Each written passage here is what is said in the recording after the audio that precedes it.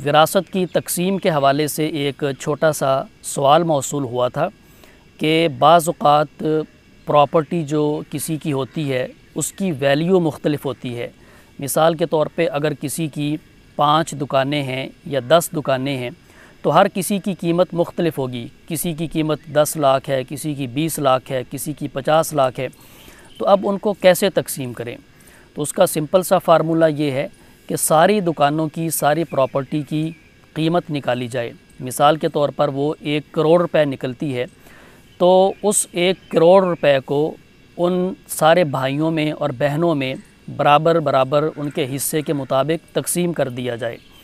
और फिर उसके बाद अगर कोई बंदा ज़्यादा कीमत वाली दुकान रखना चाहता है जिसकी मालियत 50 लाख रुपए है तो वो उतने पैसे दे देगा, वो उतने पैसे देगा और वो दुकान रख लेगा। और जिस बंदे को 2 लाख रुपए वाली या 5 लाख रुपए वाली दुकान मिल रही है उसे उतने पैसे इजाफ़ी मिल जाएंगे। तो इस तरीके से आदिलाना और मुनसिफ़ाना विरासत को तकसीम किया जा सकता है।